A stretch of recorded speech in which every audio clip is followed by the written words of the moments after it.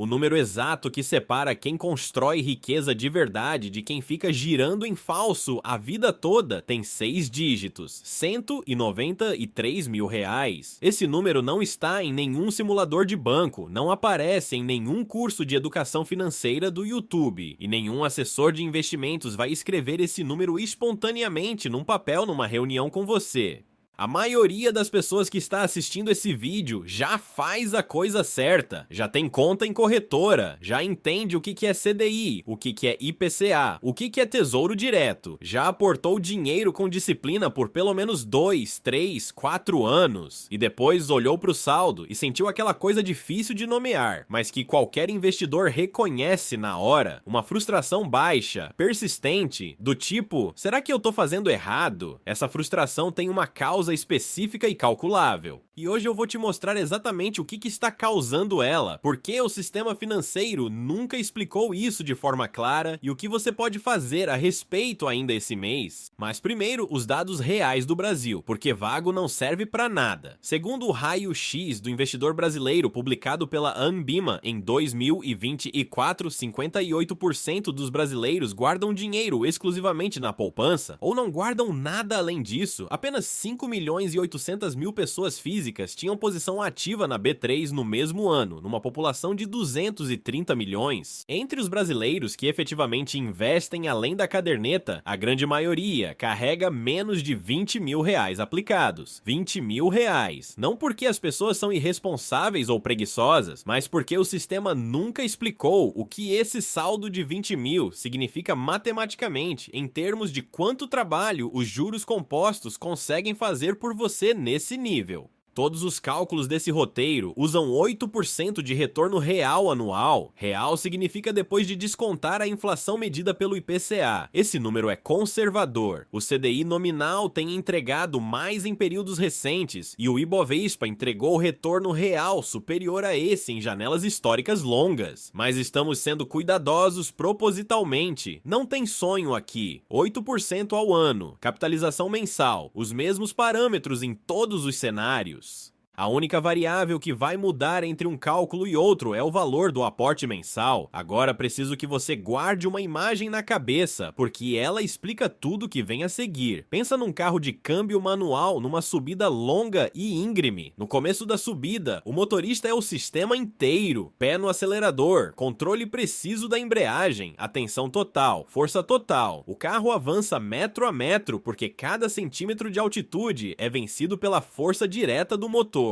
Não tem moleza, não tem atalho, é trabalho manual, contínuo, exigente, aí a subida começa a ceder para uma parte mais plana, o motorista engata a quarta marcha, a mesma quantidade de combustível que antes movia o carro com dificuldade, agora o leva com uma velocidade que parecia impossível lá embaixo, o motor não ficou maior, a estrada mudou, e o resultado mudou completamente com ela. A sua carteira de investimentos funciona exatamente assim. Existe uma fase onde você é o motor inteiro. Cada real que você aporta todo mês é força bruta direta. Os juros compostos existem tecnicamente, estão lá fazendo o trabalho deles, mas o saldo é pequeno demais para que o percentual produza qualquer valor que você consiga sentir no cotidiano. 1% ao mês sobre R$ 20 mil são R$ 200 por mês. É um jantar fora, não muda nada na sua vida. Depois, existe uma segunda fase, e ela começa num número específico, num mês calculável, onde os rendimentos mensais passam a fazer um trabalho comparável ao valor que você deposita. A estrada mudou. O mesmo motor agora te leva muito mais longe com o mesmo esforço. Esse ponto de transição no Brasil, usando 8% de retorno real ao ano, se encontra em torno de R$ 193 mil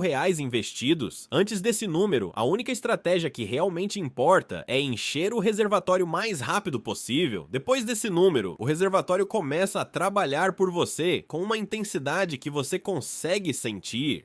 E o mercado financeiro tem muito pouco interesse em te explicar isso de forma direta, porque enquanto você acha que o problema é a escolha do ativo, você continua comprando produtos mais caros, trocando de fundo, pagando taxa de performance, gerando receita para a corretora. Agora os números concretos. Isso vai doer um pouco, mas é necessário. Todos os cenários abaixo, 8% de retorno real anual, capitalização mensal, aportes mensais consistentes sem interrupção, com R$ 200 por mês, após 10 10 anos, R$ 36.800. Após 20 anos, R$ 117.800. Após 30 anos, R$ 298.000. Em 30 anos de aportes perfeitos, sem falhar um único mês, R$ 298.000. A Fenaprevi estima que uma família de classe média numa capital brasileira precisa de pelo menos R$ 1.200.000 acumulados para manter o padrão de vida atual na aposentadoria. 30 anos de disciplina absoluta com R$ 200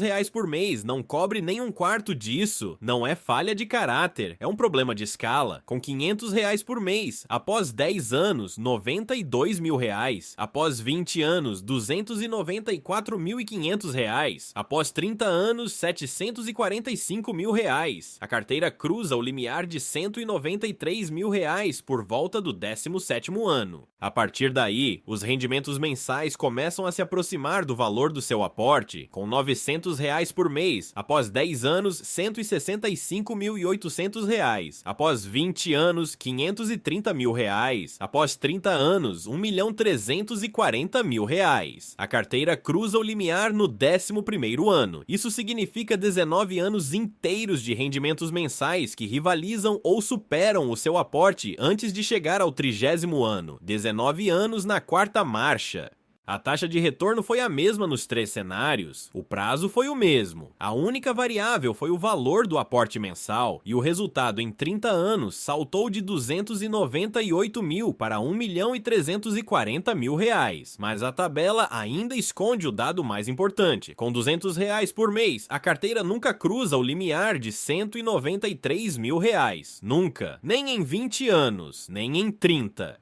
O investidor passa toda a vida na subida íngreme, na primeira marcha, sem a estrada jamais ceder. O motor nunca engata a velocidade real. Esse fenômeno tem um nome técnico que os economistas comportamentais chamam de fase de acumulação pré-transição. E ela é devastadora, não porque a matemática para de funcionar, ela funciona perfeitamente o tempo todo. Ela é devastadora porque funciona tão devagar que o cérebro humano lê o resultado como evidência de que a estratégia está quebrada. Richard Thaler, economista comportamental e Nobel de Economia em 2017, documentou o que chamou de gap de feedback na motivação financeira. Seres humanos continuam comportamentos que produzem resultados visíveis, eles abandonam comportamentos que parecem não produzir resultado. Os juros compostos na fase pré-transição geram retornos tão pequenos que ficam abaixo do limiar perceptivo, o valor mínimo que o cérebro consegue registrar como progresso real. O seu cérebro lê, não está funcionando. A leitura correta seria: está funcionando exatamente como calculado, numa escala pequena demais para sentir ainda. E é nesse gap entre a realidade matemática e a experiência emocional que a decisão mais cara da vida de investidor acontece. Não é o pânico numa queda de bolsa, embora esse também seja caro, a decisão mais cara é a troca de estratégia feita com base no diagnóstico errado. Você identifica corretamente que algo precisa mudar e erra o diagnóstico do que precisa mudar. Em alguns minutos eu vou mostrar qual é esse diagnóstico errado que o mercado financeiro lucra quando você faz, e qual é o diagnóstico correto que muda o resultado de forma calculável. Mas antes disso, deixa eu te apresentar o Alexandre. Alexandre tem 42 anos, é analista de sistemas numa empresa de logística em São Paulo. Ganha R$ 8.400 por mês. Há 6 anos ele decidiu investir com seriedade. Pesquisou, abriu conta em corretora, montou uma carteira com fundos de renda variável e multimercado. Nunca deixou de aportar R$ 350 por mês. Não resgatou em pânico nenhuma vez. Lê relatórios de gestoras nos fins de semana. Saldo atual, R$ 26.900. Ele fez as contas. Aportou cerca de R$ 25.000 diretamente nesses 6 anos. Os rendimentos acrescentaram menos de R$ 2.000. R$ 2.000 de retorno em 6 anos de disciplina sem falha. Alexandre está olhando para fundos imobiliários específicos? Está estudando ações de small caps? Está convencido de que o problema está na escolha do ativo que fez lá atrás? Guarda o Alexandre. A situação dele tem resolução, mas a resolução não é o que ele está pensando. Se inscreve no canal agora. O algoritmo do YouTube tem uma lógica direta. Se você não se inscreve, as chances de ele te mostrar o próximo vídeo caem muito. A gente cobre esse tipo de análise toda semana e o próximo vídeo pode ser exatamente a peça que está faltando no seu plano financeiro. Aqui está o diagnóstico que o Alexandre está fazendo e que provavelmente você já fez em algum momento. O problema é o ativo que escolhi. Se eu tivesse colocado em outro fundo, em outra ação, em outro produto, o resultado seria diferente. Esse diagnóstico parece racional, parece responsável, parece exatamente o tipo de análise que um investidor inteligente deveria fazer. E está errado, não levemente errado, fundamentalmente errado, de um jeito que custa dinheiro real e calculável. Vou provar isso com números, porque esse é o tipo de argumento que desaba sem eles. Alexandre tem R$35 por mês aportados. Cenário atual, R$350 por mês, 8% de retorno real ao ano. Em 20 anos, saldo aproximado de R$205 mil. Ele nunca cruza o limiar de R$193 mil de forma confortável. Chega muito perto no 20º ano, mas a margem é pequena e o tempo restante até a aposentadoria é encurta. Agora suponha que Alexandre, em vez de trocar de ativo, conseguisse dobrar o retorno anual, de 8% para 16% ao ano, de forma consistente por 20 anos. 16% real ao ano, esse número que nenhum gestor brasileiro de fundo de ações sustentou numa janela longa de 20 anos. Os melhores gestores quantitativos do mundo sustentaram retornos extraordinários por períodos longos, mas com estratégias inacessíveis ao investidor de varejo. Vamos supor que Alexandre consegue. R$350 por mês, 16% real ao ano, 20 anos. Saldo aproximado de R$372 mil. São R$167 mil a mais do que no cenário de 8%. Parece uma vitória enorme até você entender o custo real do que foi necessário para chegar lá. Volatilidade que derruba a carteira 40%, 50% em anos ruins. Decisões de timing sob pressão emocional intensa. A Economática publicou dados em 2023 mostrando que durante a queda do Ibovespa em 2020, entre fevereiro e março, 42% dos investidores pessoa física que tinham posição em fundos de ações resgataram algum valor, exatamente no fundo do poço. Eles travaram o prejuízo e perderam a recuperação. 16% teórico vira 8 ou 9% real em mãos humanas, chegando lá via eventos genuinamente traumáticos que a maioria das pessoas não está equipada para atravessar sem agir. Agora, em vez de perseguir retorno, o que acontece se Alexandre simplesmente aumenta o aporte de R$350 para R$800 por mês, mesmo fundo entediante de 8% real ao ano, mesmos 20 anos, saldo aproximado, R$470 mil. A carteira cruza o limiar de R$193 mil por volta do 13º ano. Isso significa 7 anos inteiros de rendimentos mensais, rivalizando o aporte antes de chegar ao 20º ano. 470 mil contra 372 mil. Mais dinheiro, sem a volatilidade devastadora, sem as decisões emocionais de pânico, sem trocar de estratégia a cada semestre, sem pagar taxa de performance a gestor que eventualmente entrega menos que o índice. O aumento de aporte supera a perseguição de retorno todas as vezes quando o saldo ainda é pequeno, não como princípio vago, como aritmética. Então por que o mercado financeiro brasileiro nunca apresenta esse argumento com clareza? A resposta é estrutural e tem tudo a ver com onde o dinheiro flui. Não existe produto para vender quando a recomendação é aumentar o aporte num ETF de baixo custo e não mexer mais. Um fundo de índice como o BOVA11, que replica o Ibovespa, cobra taxa de administração de 0,10% ao ano, 0,10. Uma corretora que te coloca num fundo ativo de gestão sofisticada cobra de 1,5 a 2,5% ao ano, mais taxa de performance de 20% sobre o que exceder o CDI. Essa estrutura de taxas gera receita real para quem distribui, a outra não gera quase nada.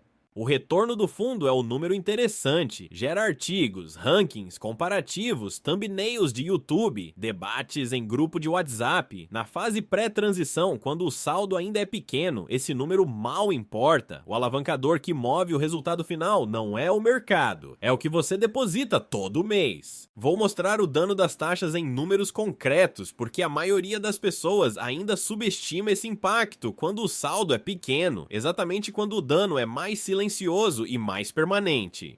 Alexandre tem hoje R$ 26.900 num fundo com taxa de administração de 1,8% ao ano, mais taxa de performance. Custo total efetivo aproximado, 2% ao ano. Supondo que o fundo entrega 10% nominal bruto, ele recebe 8% nominal líquido de taxa e depois paga imposto de renda sobre os rendimentos, chegando a algo próximo de 6,5% de retorno real depois de inflação e tributos. 20 anos com R$ 350 por mês a 6,5% real, R$ 171 mil.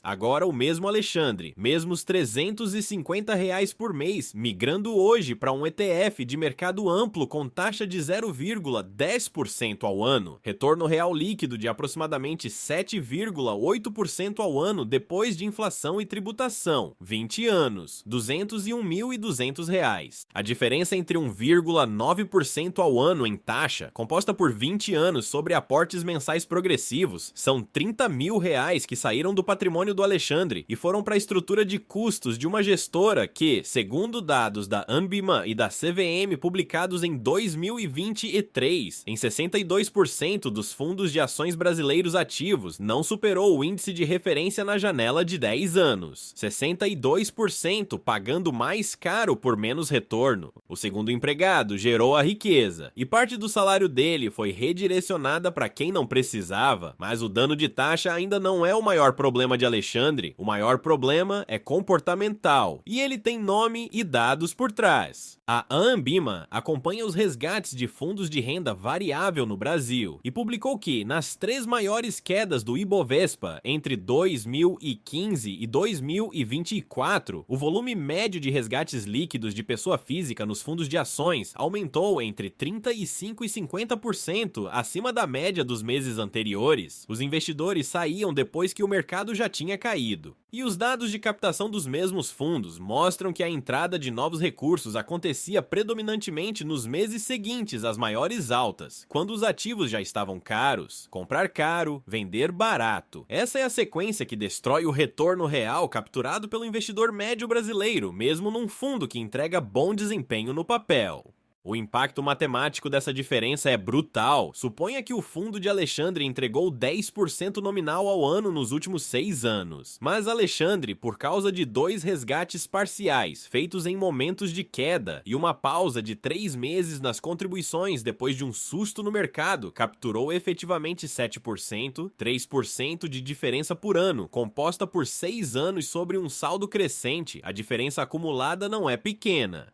São exatamente os tipos de decisões que parecem defensivas no momento, racionais até, e que custam centenas de reais por ano em patrimônio não acumulado. O problema do Alexandre não é o fundo. O problema do Alexandre é a escala do aporte e o comportamento que a baixa escala provoca. Quando o saldo é pequeno e os retornos são invisíveis, qualquer queda parece mais grave do que é. Qualquer notícia ruim parece um sinal de que é hora de repensar tudo. A volatilidade normal de uma carteira de renda variável, que deveria ser ignorada, vira gatilho de ação num momento onde qualquer ação que não seja aportar mais é provavelmente prejudicial. Terence Oden e Brad Barber, pesquisadores de comportamento financeiro da Universidade da Califórnia, acompanharam 66 mil contas individuais de investimento ao longo de 6 anos nos anos 90. Os investidores mais ativos geraram retorno anual de 11,4% num período em que o mercado retornou 17,9%. Os menos ativos, os que quase não mexeram nas carteiras, empataram com o mercado.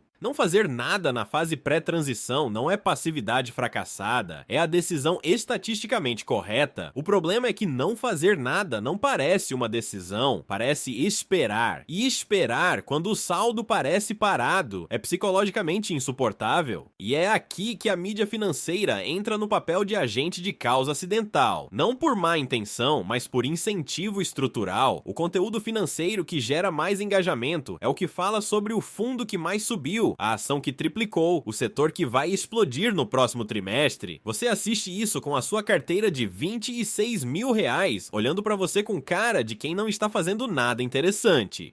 Você compara o seu mês 40 com o portfólio do ano 19 de alguém que está na fase 2 de compounding há uma década e conclui que a sua estratégia está errada. A estratégia não está errada, você está num ponto diferente da mesma jornada. Ninguém posta print da tela de carteira durante a fase entediante. As comunidades de finanças pessoais online são cheias de patrimônios na casa do milhão, com legendas animadas. Você compara o seu mês 40 com o print do ano 19 de outra pessoa e conclui que precisa acelerar de alguma forma, mudar o fundo, botar em cripto, entrar num clube de ações, qualquer coisa que pareça mais rápida do que o processo que está em curso.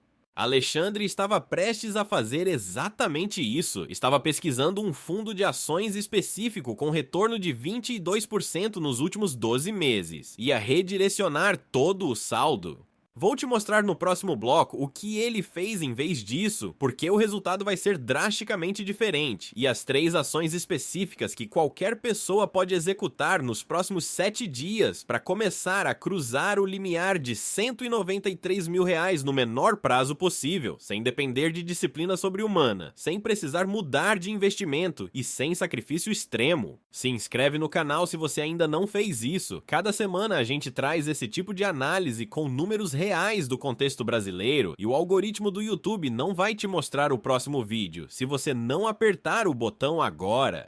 Alexandre não migrou para o fundo de 22%. Ele assistiu esse tipo de análise, fez as contas no papel e concluiu que o problema nunca foi o ativo, foi o tamanho do aporte. Então ele fez 3 coisas específicas. Vou te contar as 3 coisas que ele fez, porque são exatamente as 3 ações que qualquer pessoa pode executar nos próximos 7 dias, sem precisar de disciplina extraordinária, sem precisar mudar de corretora e sem sacrifício que destrua a qualidade de vida. Antes disso, preciso te mostrar o custo real de não agir agora, não de forma vaga, com um número exato. R$1 investido hoje, no primeiro mês da sua carteira, a 8% real ao ano, vale R$10,06 em 30 anos. Esse mesmo real, investido no 25º ano da sua carteira, tem apenas 5 anos para trabalhar antes do 30º ano. Vale R$1,47. O mesmo real, o mesmo fundo, o mesmo retorno de 8%. A diferença é o tempo de pista. O real colocado hoje vale quase 7 vezes mais que o real colocado daqui a 25 anos em poder de compounding puro. O que isso significa na prática? Cada mês abaixo do limiar, porque o aporte está pequeno demais. Cada aumento de salário absorvido pelo estilo de vida antes de você decidir qualquer coisa. Cada 13º que virou viagem, porque você ia resolver os investimentos depois. Você não está perdendo um pouco de dinheiro.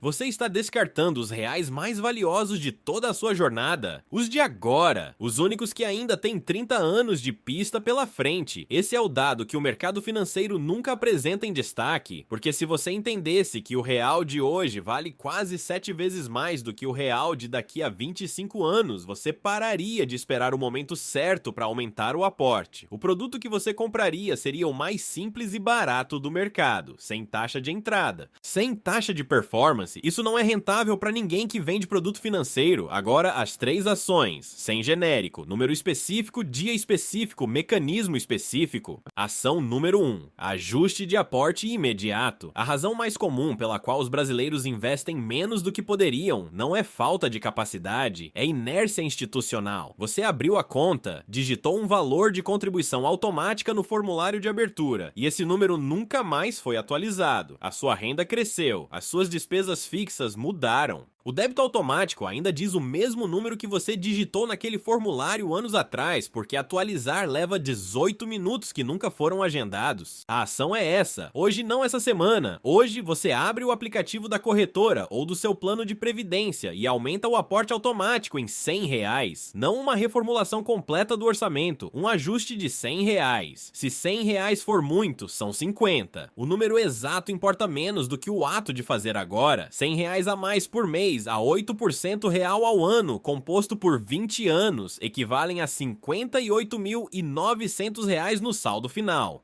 R$ 58.900 saídos de uma decisão de 18 minutos tomada hoje. Depois disso, você cria um lembrete recorrente todo dia 1º de janeiro para revisar e aumentar o número de novo. Não precisa decidir hoje quanto vai aumentar no ano que vem, só precisa garantir que o dia da revisão seja agendado, porque a renda cresce devagar, as despesas crescem devagar e o aporte fica parado no valor de 2 anos atrás, enquanto os 2 outros números se movem. O lembrete corrige isso automaticamente todo ano. Ação número 2. A regra do próximo evento de renda. Todo brasileiro que trabalha com carteira assinada recebe o 13º salário em dezembro. Todo trabalhador que tem metas tem PLR em algum momento do ano. Todo profissional que recebe reajuste anual tem um mês específico em que o salário sobe. Esses eventos são previsíveis. E em quase todos os casos, dentro de 90 dias depois de receber qualquer desses valores, o dinheiro se dissolveu em hábitos ligeiramente melhores, serviços ligeiramente mais convenientes, versões ligeiramente mais novas de coisas que você já tinha. Não por decisão consciente, o dinheiro simplesmente encontra destino sozinho quando não tem instrução prévia. A regra que funciona, e quando digo que funciona, digo com base no padrão que vejo repetido nas pessoas que conheço pessoalmente e que chegaram a patrimônios relevantes com salário mediano, é redirecionar 50% de cada aumento líquido de renda direto para investimento antes de qualquer gasto. O seu estilo de vida ainda melhora com os outros 50%. Os dois acontecem ao mesmo tempo, não tem privação. O que muda é a velocidade com que o limiar de R$ 193 mil se aproxima. A variável crítica é a velocidade de execução. Quanto maior o intervalo entre receber a renda nova e executar o aporte, menor a probabilidade de o aporte ser feito. O seu eu do futuro segurando dinheiro novo, sem instrução anterior, vai gastar. O seu eu de agora tomando a decisão em abstrato e automatizando ainda hoje, vai investir. São a mesma pessoa em contextos diferentes, e o contexto muda completamente o resultado. Ação número 3. O gatilho de quitação. Existem momentos previsíveis na vida adulta em que um gasto recorrente relevante termina de vez. Um financiamento de carro quitado, um consórcio encerrado, uma pós-graduação paga em parcelas que finalmente termina, um empréstimo pessoal liquidado. Cada um desses momentos libera um fluxo mensal de caixa que não tem destino imediato. E segundo dados da Serasa Experian de 2025, o financiamento de veículo médio no Brasil tem parcela de aproximadamente R$ 1.200 por mês. Quando essa parcela acaba, R$ 1.200 ficam livres todo mês. O que acontece com esse dinheiro na maioria dos casos? Dentro de 90 dias, o estilo de vida o absorveu, assinaturas novas, restaurante mais frequente, conta de streaming que alguém assinou durante o período de teste e não cancelou, não por decisão ativa de gastar. O dinheiro simplesmente vai porque não tinha instrução de ir para outro lugar. O investidor intencional faz uma coisa diferente, identifica hoje qual é o próximo gasto recorrente que vai acabar e quando, não quando chegar lá, hoje. Escreve o valor da parcela e a data prevista de quitação, decide agora, em abstrato, sem o dinheiro na mão, quanto vai para investimento no dia em que a última parcela fechar, 50%, 60%, o número que fizer sentido. A outra parte melhora o dia a dia, os dois acontecem. Mas a decisão precisa ser tomada agora, não no mês da quitação com dinheiro sobrando na conta e o concessionário com promoção na janela. Essa é a arquitetura de decisão, não força de vontade. Você projeta o sistema para que a decisão correta execute automaticamente no momento em que a fricção comportamental é menor. A decisão tomada em abstrato hoje é a que roda certa. A decisão tomada no momento com recurso novo disponível quase nunca vai para investimento. Agora o Alexandre, o que ele fez com essas 3 ações no contexto da vida dele? Primeiro, aumentou o aporte de 350 para 800 reais por mês. Esse valor é acessível dentro da renda dele de 8.400 reais, representa menos de 10% do salário líquido. Não exigiu cortar nada estrutural. Segundo, 50% do 13º desse ano vai para investimento via ordem automática que ele já criou no app, decidido agora, não em dezembro. Terceiro, o financiamento do carro dele termina em 11 meses. A parcela é de R$ 970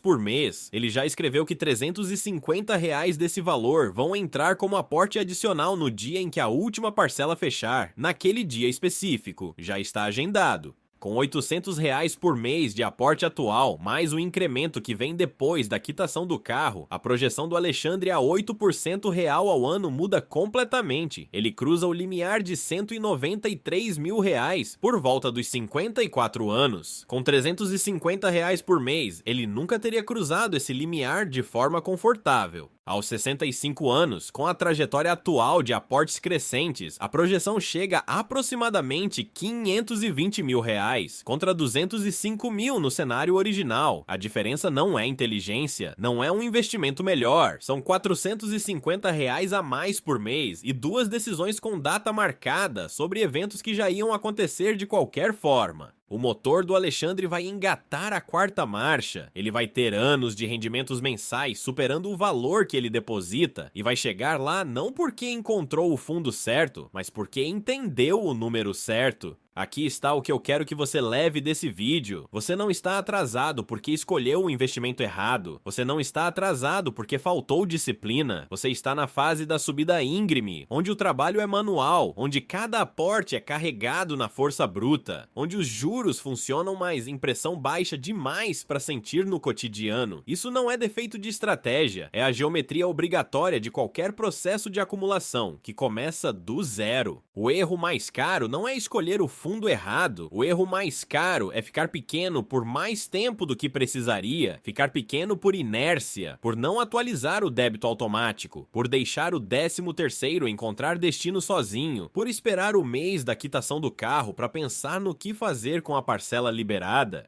Os reais que você vai investir nos próximos 2 anos têm quase 7 vezes mais potência de compounding do que os reais que você vai investir em 2045. A janela de tempo dos reais mais valiosos da sua carteira é agora. Não depois que o mercado melhorar, não depois que o salário subir mais. Agora! Esses reais estão esperando instrução. Um investidor paciente que não troca de estratégia a cada semestre, não persegue o fundo do mês, não vende no susto e ao mesmo tempo aumenta o aporte com qualquer mecanismo disponível. Esse investidor vai cruzar o limiar primeiro e depois que a estrada muda, a mesma paciência que parecia estagnação começa a parecer genialidade. Não mudou o investidor, mudou a fase. Se esse vídeo fez sentido pra você, se inscreve no canal. A gente não vende curso, não tem produto pra empurrar, não ganha com fundo nenhum. O que a gente tem é análise com número real voltada pro contexto brasileiro toda semana. E o algoritmo do YouTube não vai te mostrar o próximo vídeo se você não apertar o botão. Uma decisão de 2 segundos que pode valer muito mais do que parece. O limiar de R$ 193 mil existe. O mês em que a sua carteira cruza, ele é calculável. E cada real aportado antes desse mês é combustível direto no motor. Cada real depois é a estrada se tornando plana e o motor finalmente trazendo você aonde você queria chegar.